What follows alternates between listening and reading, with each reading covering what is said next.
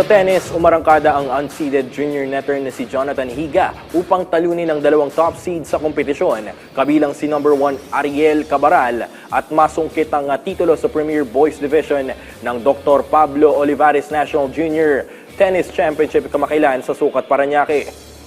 Umpisa pa lamang ay naging maganda na ang momentum ng Taguig City standout netter na si Higa matapos talunin si Jason De Paz, kasunod ang number 4 na si Antonio Nang Jr.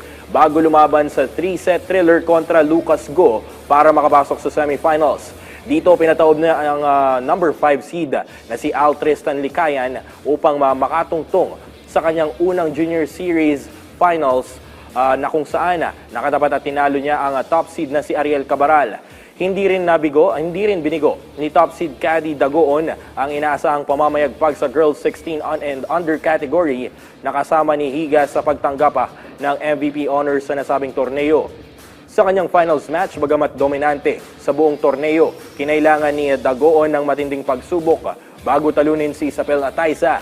Gayunman, nabigo siya sa 18 and under title match matapos madapa kontra unseeded Sabine C.